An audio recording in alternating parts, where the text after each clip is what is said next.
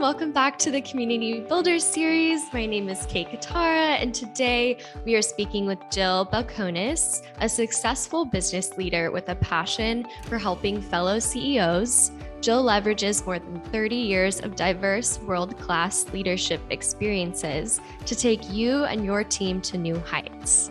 Jill, thank you so much for being on our show today. We're so excited to have you. Well, Kate, thank you. I'm excited to be here with you. Absolutely. Well, let's go ahead and dive in. So prior to starting Jill Belconis Enterprises in 2014, you've done so many things in the mortgage banking community. Tell us a little bit about your story. How did you get to where you are now? Sure. Nobody will believe this, but when I started as a loan officer, interest rates were 16%. And I know right now people think, wow, I can't believe interest rates have gone up to 5% when they were 3%, but they were actually 16% when I started, which is probably a crazy time to get in the business. But when they went down to 13%, I thought, this is great. Everybody was refinancing and things were terrific. But what I found out really quickly that it was all about building relationships, and it was building relationships through who was going to refer the business, and that was real estate agents and builders. And so I realized that was really key. And when I became president of the mortgage company, I actually formed joint venture relationships with real estate companies and builders and became their in-house mortgage company, and found that that was really the key to our success and differentiating ourselves. And when we sold to a private equity company in 2012, we actually at that point had grown to over 500 employees and operating in 35 states. Oh my goodness. Wow. That's incredible growth. Yes, it was. It was really finding our niche and our strategy and sticking to that and committing to it. Yeah, definitely. I love that. Well, one thing that is so unique to your story is you were the first woman to be hired in the data processing division of your branch at IBM. What kind of advice would you give individuals who are looking to pioneer something new in their workspace? Yeah, I think that's a great question. And, when I actually got the job with IBM right out of college, at that point, I was a business major, marketing and finance. I had taken one computer science class because that's what was required to get the business degree. But I really had no computer background when I interviewed for IBM. At IBM to sell computers and the big mainframe computers at the time. I think I showed them that it was really about attitude, and I had a very open mind. I was very curious, and I had lots of enthusiasm, and I kind of showed courage, and I was really transparent and said, I know I have a lot to learn. And I think that's what attracted them. I think sometimes going in and just saying, instead of acting like you know it, showing that enthusiasm and that positive attitude and just embracing it and asking lots of questions. And I think that's what's really attractive. I totally agree. I think that's a great point. And being inquisitive and curious is really important, especially kind of in the beginning stages of your career and in the interview process and things, showing that you're interested and you care. So I think that's great advice. You don't have to go in and act like you know it all. And again, I think that's, I really encourage people to be a pioneer and jump in and say that you want to learn. Yeah, that's awesome. Why do you think Jill Belconis Enterprises has continued to be successful and grow over the last 8 years? I think it's probably because I really care. You kind of set it up and said that, I've taken all this wisdom and experience that I have, and I've gained over the 30 years of growing and scaling a business, and saying, I truly care and want to help others do what I've done, and in all different industries. And so, I really live my core values, and my core values are about impact and really helping others have that kind of impact and committing to their growth. I'm a avid learner. And I want others to, I want to learn about their industries, and the more I can learn about other industries and their business, the more I can help them. And so I'm really a lifelong learner.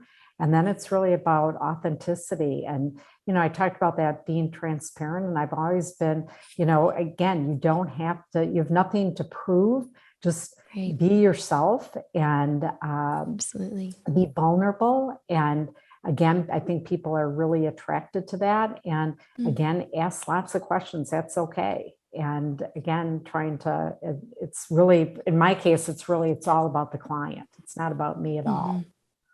Right. Definitely. Speaking of learning, what do you get most excited about to learn as far as new things, like new recipes or new hobbies or new business tactics? Yeah, you know what? I have to say that after being 30 years in the mortgage banking business, I kind of knew it inside and out, even though there were constant regulatory changes or whatever. Probably what's been the most fun in the last, 6, 7 years is that I've learned about so many different industries, all kinds of different service industries, manufacturing, products, and just I just learned so much in working with my clients. I'm just a sponge. And if they're like a manufacturing, I love to go on their plant tours. And again, it's, my expertise is around process and growth and putting a strategic plan together and how to execute. But again, the more I can understand about their business, the more I can help them. And so, yeah, I get really excited to learn about all that. Yeah, I bet. What is an industry that you never saw yourself, I guess, working with or doing something with, but that you really opened your eyes to what that industry does and how unique they are? Yeah, I think because I was in a service industry, in the mortgage banking, yes, it was a product, but it was really, it's a commodity. And so it was really all about the service that you're providing. I think that, again, I've got some clients that are in the food manufacturing. And to me, that's just been kind of fascinating to see what they go through and sourcing. And it's been very, very interesting. And the whole supply chain, obviously, which is kind of hot right now, what they're dealing with and challenges. And so it's really been, it's been a great learning. Oh, I bet. I don't know much about that industry, but I worked at Chick-fil-A for a brief period, and I feel like I learned a lot just in that short time working there. Right. I bet. Well, you talk about kind of your role in your business, and I'm curious, how do you build community for leadership teams across multiple industries? Yes, so I spend a lot of time working on organizational health and the leadership team. So I work with CEOs and their teams, and I can work with the CEO, but it's really important that I work with their leadership team, and it starts with trust. That's the foundation, and really building, true trust amongst the team. And once you have that, you can have healthy conflict and debate and, really discuss issues and get all sides out. And then once you have that, then you can commit and move forward with decisions. And then you can hold each other accountable and get, great results. So yeah, I'm very much about working on that. I work with every team that I work with. We spend time on that. I love that. And you're so right. Trust is a huge part of it. I think if you don't trust the people that you work with or you're working for, it's hard to build on that foundation. Absolutely. What are some other ways you stay involved in the community beyond your work as a business coach? Yeah, I've been involved in YPO, which is Young Presidents Organization, since 1998. And I joined the YPO Chicago chapter, and it's actually a global organization of CEOs and presidents of companies of a certain size. There's some criteria, but I think there's now, gosh, probably 30,000 members. Wow. And yeah, so I've been involved. I was involved at the chapter level, then at the international level. I, in fact, was the international chairman a little over 10 years ago. That was actually the first woman to be elected international chairman. And so I've been very much about, and the mission of YPO is to make better leaders through education, idea exchange. And so I've been very involved in helping recruit more women because there haven't been as many women involved, and just really advancing the diversity within YPO. And what's also, as I said, the mission is to make better leaders through education, idea exchange. I have a passion. It's never been my business, but I have a passion around health and wellness. And I feel that you can't be a better leader unless you're taking care of your health. And so actually it was right before COVID. It was about 6 months before COVID. I convinced YPO to start a network to focus on health and wellness and making healthier leaders, not just better leaders, but healthier leaders. So they're healthy for themselves, their families, their businesses, and really building community. And within YPO now, there's over 7,000 members that are part of that care about their health and wellness. And so we've done all kinds of education and had because of COVID, virtual challenges to focus on movement and nourishment and rest and meditation. And so some pretty cool things. I love that. That's so cool. Yeah. And that's really built community. And this has been global. Wow. Oh my goodness. Yeah. What does that look like on kind of a weekly basis or a daily basis? Are there classes or things that members can sign up for, or? Yeah, the members, there's, the challenges we were doing on a quarterly basis, but then we were having resources and speakers that they could listen to. Again, everything virtual. We just had our first in-person event in Miami about, I guess, was at the beginning of April. But that was the first time that we were able to even get together in person. Everything was virtual. Wow. But again, it's, I think what we found is you can build community through virtually. I mean, when you get people passionate around something that they care about, I think that's the big thing. Absolutely. Definitely. You've done some incredible work for YPO, and I'm sure they are very, very grateful for all that you've done for them. Well, you get as much as you give, and more so. So I've certainly gotten a lot more than I've even given in so many respects. That's awesome. I love that. Thanks for sharing. Are there any companies that you're currently working with right now that you're excited about?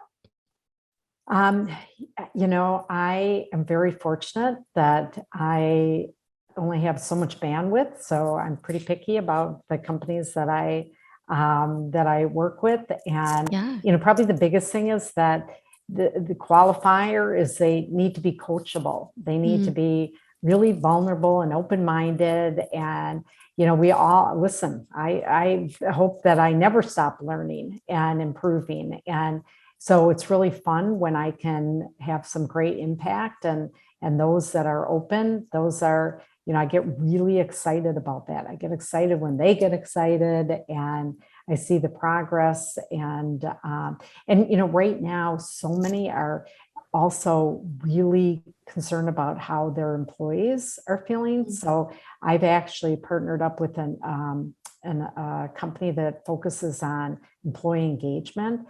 And so a lot of my clients are doing an employee engagement survey on a quarterly basis. And then the feedback that we're getting, we're trying to incorporate in to improve things. And so, I mean, that really excites me. I mean, that it's not, and you know what? Financial results will follow. If you've got employees that are engaged, they're going to treat your customers well, and then the financial results follow. Yeah. That's so exciting. I'm excited for you. And kind of the last question we really like to ask all the people we interview is, what does community mean to you? First and foremost, because that's really important to us, but also because no one's answer is the same. And so I'm curious, what does community mean to you? Yeah, I think for me, it means really connecting and committing Right. to others. And I mean, that's what I'm doing. I mean, that's why I love what I'm doing, is because it's, I become part of each company that I work with. It's not just that I'm going in and doing a job. I really want to understand their business. I want to Right. become part of their team. Mhm. And I'm very committed to their well-being, not only as people, as improving their leadership abilities and helping them grow their businesses. I mean, and really, my purpose is to help them realize their dreams. And, and there's such a tie between professional and personal. And that's what's important to me. That's incredible. I think you're so right. There definitely is that tie. And I love how you incorporate your business into your personal life and vice versa. I think that's a really great thing. Thank you so much, Jill, for your time today and just for sharing with me and the other listeners about your story and kind of the things that matter to you. And I've appreciated it so much. And for those listening that want to find out more about you, where can they go? Yeah, my website is jillbelconis.com, Jill, B as in boy, ELCONIS.com. We are so honored to hear your story, Jill. Thank you so much for being on today's show. We're excited to see you all in the next Community Builder episode. Thank you, Kate.